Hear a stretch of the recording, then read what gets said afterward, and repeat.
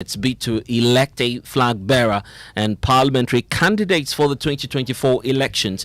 In the last hour, Joy News has learned from the party that the Electoral Commission of Ghana has agreed to supervise tomorrow's polls. The party has today been battling another suit shortly after they succeeded in getting Dr. Kwabena Dufo to withdraw his injunction application from the court. The second suit has now also been discontinued. The presidential and parliamentary primaries will now most certainly come off. Earlier, the party had planned to conduct the polls themselves if the EC had decided to pull out. So listen to General Secretary of the National Democratic Congress, Fifi Fiavikwete, address a news conference earlier today. The party has decided that there will be no issue of photo album across any center tomorrow. We want to stick with our principal, primary, fundamental, what you call document that has to do with the delegate list, and that delegate list is available across all the voting centers and will be the principal means by which the elections will be conducted tomorrow. Now, the other thing also we want to let you appreciate is that the NDC, the Functional Executive Committee of the party, on behalf of the National Executive Committee of the party, has also passed a resolution. And that resolution is to the effect, if for any reason the electoral to be present tomorrow to supervise these elections, the Elections Directorate of the NDC will take full charge of that election tomorrow. So that is an important announcement that we want to get out there. That resolution has been passed by the NDC at the Functional Executive Committee level on behalf of the party, that if for any reason, the Electoral Commission is unable to be present tomorrow to conduct these primaries, we would ensure that the Election Directorate of the party across all levels will be in charge of making sure that these primaries are done.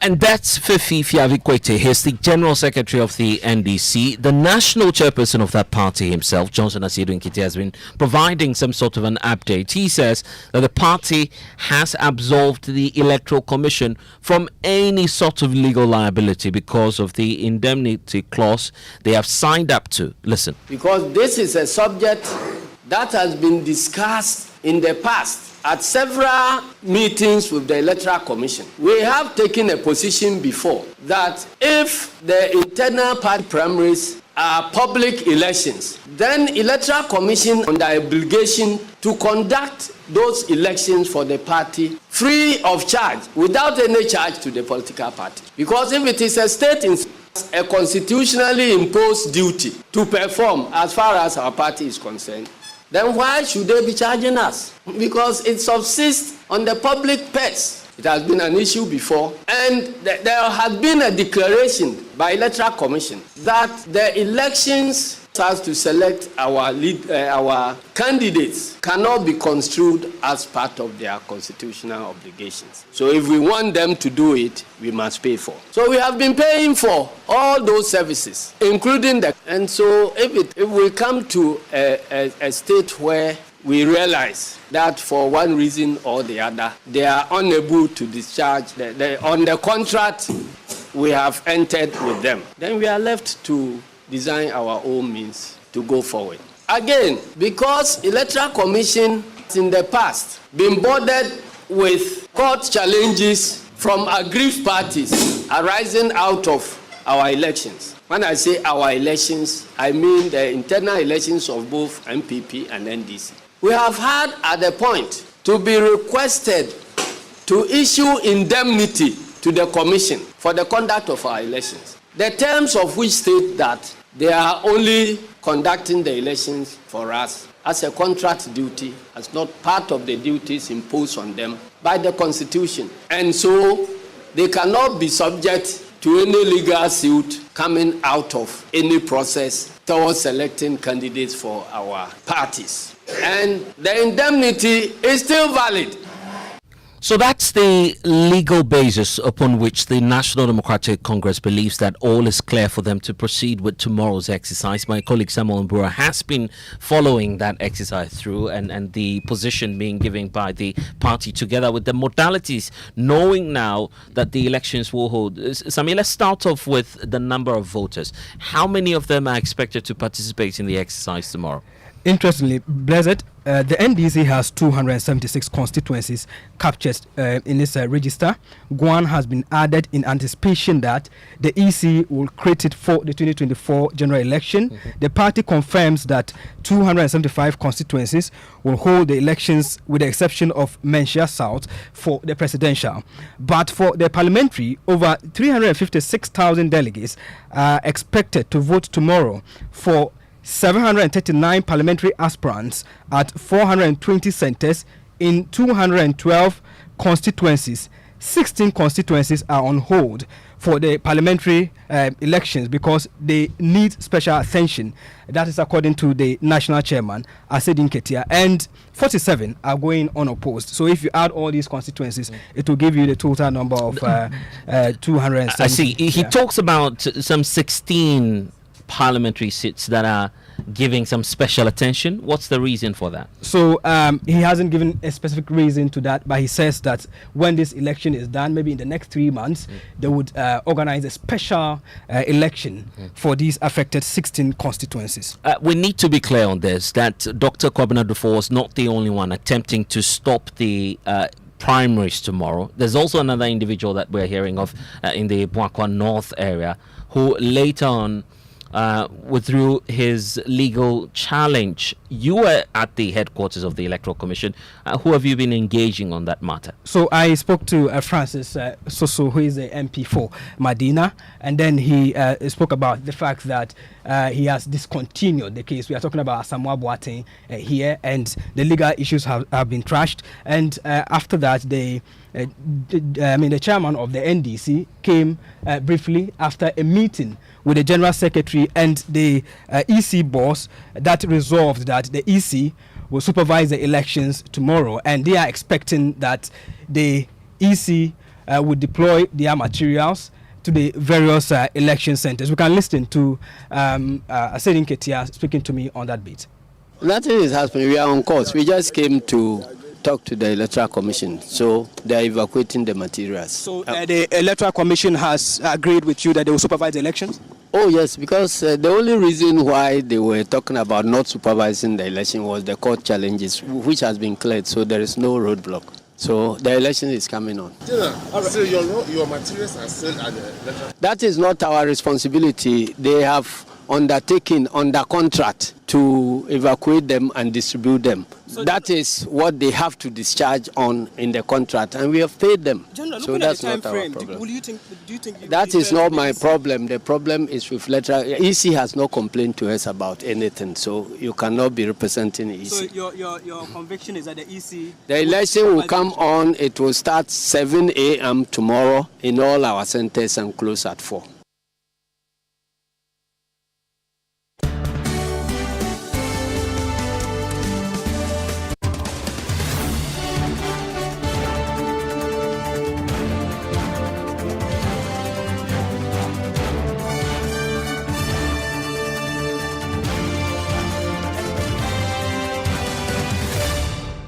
And there's a lot developing on this story because Dr. Kwabena Dufo himself is set to make a statement on his meeting with the Council of Elders for the National Democratic Congress, which led to this decision by the Dufo campaign and all stakeholders involved to proceed with tomorrow's presidential exercise. Samuel Mbura is still here with me. We'll be hearing shortly from those who matter in terms of the legalities concerning the NDC's internal primaries. But Sami, you've been picking up much more information about how come the party decided to go ahead with the processes tomorrow, and we know that it's because there's another organ within the National Democratic Congress which engaged the Dufo campaign earlier today. What are we gathering on that? So after that engagement, the Dufo campaign team issued a statement, and the title of that statement was Dufo withdraws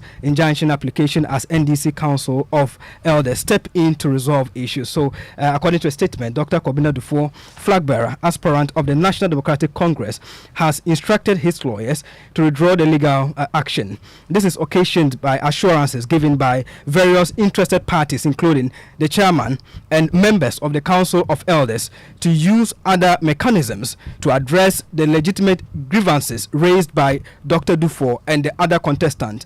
The former governor of the central bank and former finance minister assures the rank and file of the party that he will continue to ensure that the right thing is done to enable the NDC have a credible register and flag bearer election. And this was signed by Antonio Edem Asenyo, who speaks for the team. But currently, we know very well that Mr. Kwabena Dufour is expected to address the media on this particular decision ahead of tomorrow's election. And that's happening because the Council of Elders, as we're being told by Director of Research for the Dufour campaign, indicating to us that the agreement and part of the reasons why Dr. Dufour is still waiting to make a final statement will be because of the directive from the council level and the decision of the elections committee for Dr. Dufour's technical team to verify the names on the voter album and also the delegates list that will be used for tomorrow's exercise.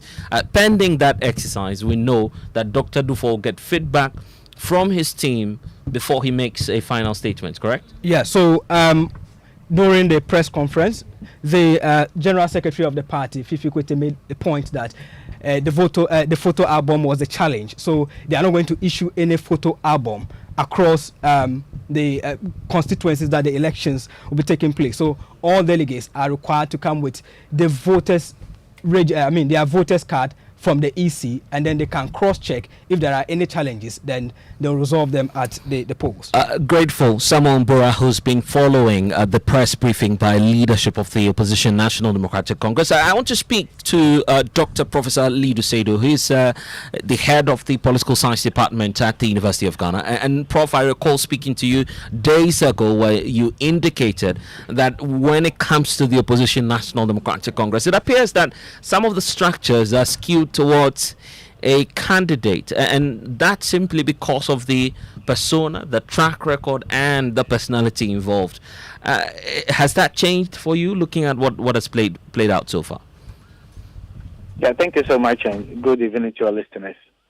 So, I think there is always a tendency that when the party has a candidate that is well marketed, that can attract floating voters, that is cut for the job, there's always a tendency that elements within the party or executives within the party may gravitate towards that individual in order to make the most important objective of all political parties, that's winning elections, very easy for them.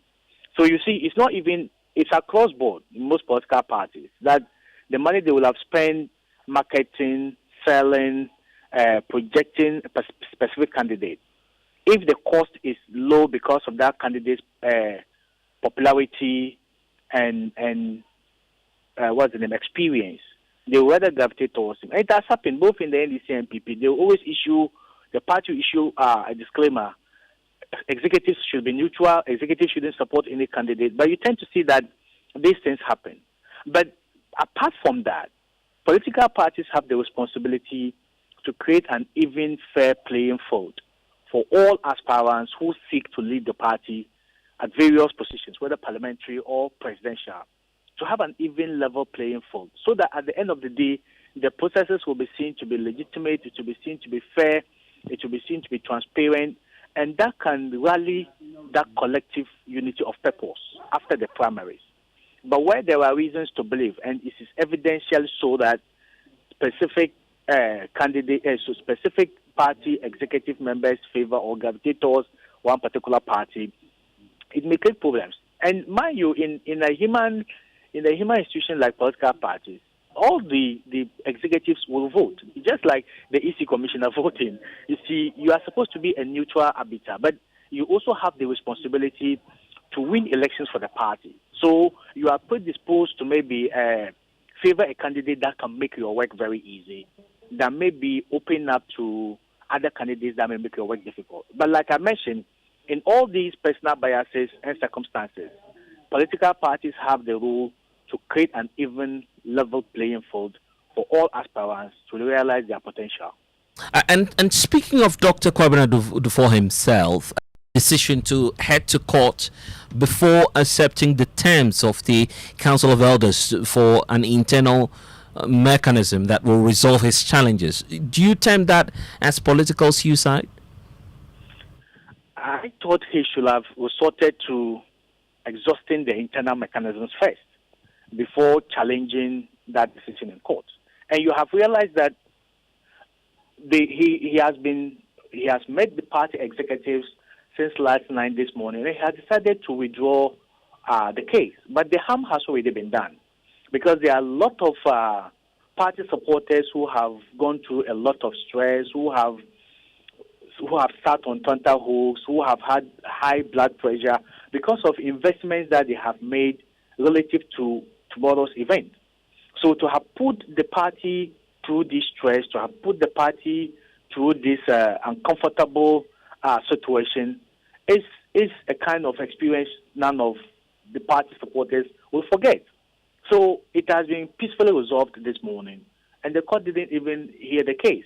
And I believe he could have done that even before resorting to a court of competent jurisdiction. I'm not saying he doesn't have the right to do that. It is a constitutional, legal way of addressing grievances.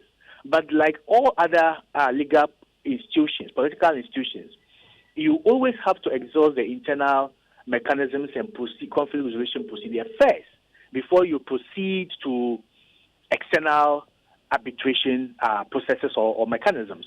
And if he had listened earlier and didn't even go to court and had resolved this issue internally, it would have won him a lot of respect, and a lot of people, delegates, will have thought that this guy has put the party ahead of his personal interests. But what has happened today, since 2 days ago, actually made people to believe that his personal interest is bigger than that of the party. And no matter what reversals have been made, I still believe the harm has already been done. I see. And Prof, you might want to hold on for us briefly, because Dr. Dufour, we understand, will be making some pronouncements. We're not sure if that's to the effect that he may be pulling out of the race tomorrow. Let's get more from our man on the grounds, Kweku Asante, who's joining us with more on this. Kweku, what can you report, and has Dr. Dufour made any comments yet? Well, he and his entourage, they actually yet to arrive here at the Institute for Fiscal Studies, but it is looming. It appears to be the case that is most likely to make a declaration. Whether or not it is to the effect of withdrawing, we cannot confidently confirm. I tried interacting with his spokesperson, who indicated that, well, whatever he has in the offing, he would want the candidate himself to, as it were, pour it out. I mean, coming from the horse's own mouth. But it looks like that may be the case, or maybe something else with respect to the upcoming contest tomorrow. And when you say that may be the case, you're referring to the fact that the Dufour campaign may not participate in tomorrow's exercise.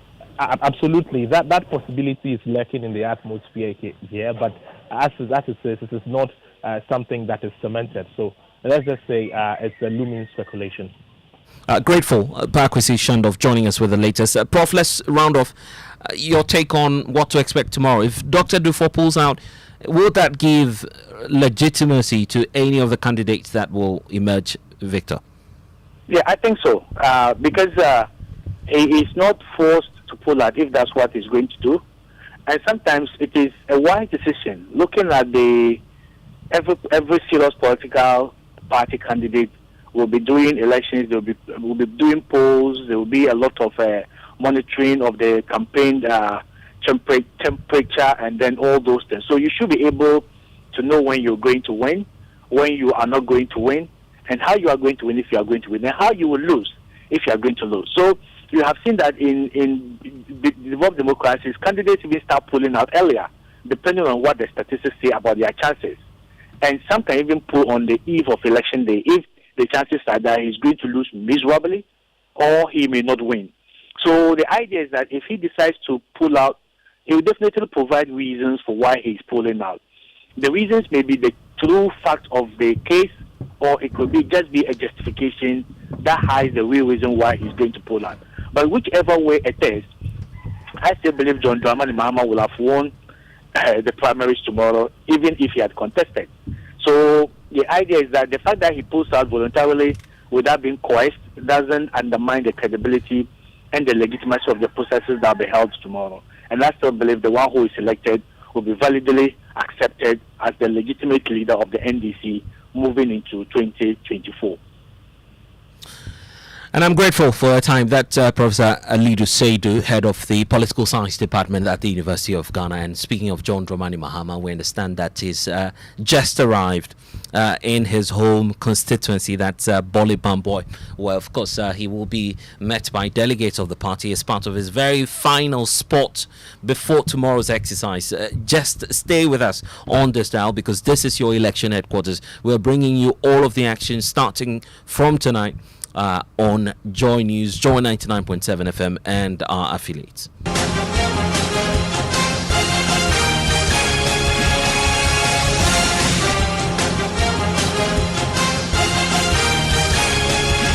But there's still a lot on the front burner in terms of national matters, and that's got to do with Ghana's austerity plan with the International Monetary Fund, because tonight Joy News is equally learning that China and the Paris Club have all agreed to provide the debt assurances required to aid Ghana's request for a balance of payment support from the International Monetary Fund. They've all asked private creditors or the financial bilateral creditors to commit to Ghana's deal without any further delay. I want to bring in now George Wiafe, who has some detailed information on what's happening. And George, what's contained in this statement, first of all, from the Paris Club?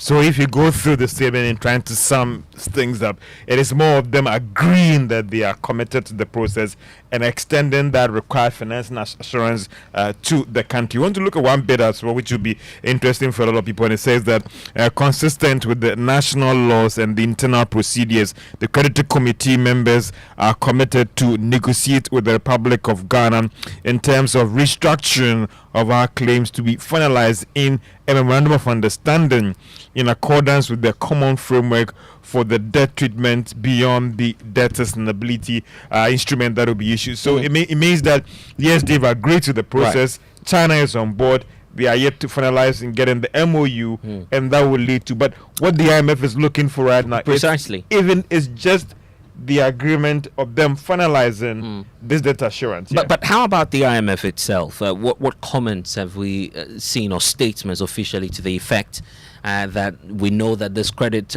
committee will be set up, and what's the expectation from the international? Well, the IMF managing director herself in the statement described this as very critical, because then that would unlock or help the board in the coming days to consider Ghana's program and also unlock development partners' assistance towards Ghana's program. Because don't forget that this $3 billion that is expected to come in is going directly to the Bank of Ghana to support the country's balance of payment needs. Now, there are other development partners that are supposed to come onto this program. You could talk about the World Bank and then the other countries as well. So what she's describing it as very crucial, very important, because it would help unlock all these funds to come in, help Ghana's program to be approved, and fast track the recovery of Ghana's economy. Are we clear on the timeline now? Well, we're still not clear on the specific dates that what should happen. What we are picking up that in the coming days, it could be next week. The board, the critical thing here is consider. We're not looking at to talk about approving. After the consideration, are we going to get it approved? Well, we'll look at what will happen in the coming days. But what we are picking up is that the board could consider Ghana's program next week. Grateful, George. The President of the Republic, Nana Addo Dankwa Akufo-Addo, has been speaking on that. Listen. Special day in the recent history of Ghana. At long last, for our various issues with the IMF, we've today been informed that the last hurdle towards our agreement with the fund has been overcome, which is that the Paris Club. The Paris Club met today in Paris at a meeting forming the creditor committee co-chaired by China, and it has okayed and approved the Ghana request of the IMF, and in fact put very strong words behind the approval. So it's fortuitous that this that you should be here on such a day. I got the news barely, not even 2 hours, about an hour and a half ago. That this good news, and it means that hopefully next Wednesday the board itself will meet and give final approval to the Ghanaian demand. So the sacrifices that the countries had to make this last year, the difficulties that we're going, it may be that at long last we're going to see the beginning of the recovery. Because with the approval of the IMF, we're then in a strong position then to make other arrangements that will help our economy get back into a strong place. So it's, as I say, it's fortuitous that of all the people who should be the first, this announcement directly for me, it is a delegation from the Catholic Bishops' Conference. I want to appeal to you to continue this relationship of confidence and of trust between us. And George, I need to state that this is not the first time that the Republic has dealt with the IMF. But in this context, are we certain on the next steps and what will happen after the approval, likely next week? Well, the next step is that Ghana should work with these creditors to get a memorandum of understanding, of course. But what we're getting from the fund is that they just needed this commitment to getting this financing assurance to let them move quickly. And don't forget is that this commitment means that the board can move to work on Ghana's program. And so it is, well, the president has stuck his neck out. We also picked the 17th. If you had looked at the schedule as of last week, Ghana was not on, even though the staff was working towards the 17th May as in the period. So it looks like maybe it's been firmed up. The board is going to look at Ghana's program on May 17th and maybe possibly approve Ghana's program for us on May 17th or not. But again, well, the president is happy, but interesting times ahead, because what people are excited about is not the money that is coming. Those investors outside who are worried are now more assured that there will be a big brother checking the country Ghana to ensure that we are prudent with our expenditure, and that would again unlock the private capital that we are looking for to come to the economy. Grateful, George Uyafe, for giving us the latest, and that's all we have for you here on Top Story. Before we go, we're expecting Ghana Connect to come up next. Kweku Asante is with us. Kweku, what are we to expect? So we are looking up, this week some school children perished when they were returning from school. Unfortunate incident, and it's generated a lot of concerns about how the state is caring for all of us. So that is what we are looking up here on Ghana Connect. Thank you very much, Blessed. So that was Top Story.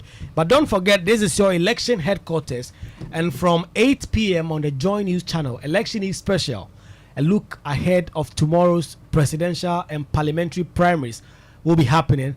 You need to tune in to Evans Mensah and Winston Amon, the entire team on Joy FM, as they build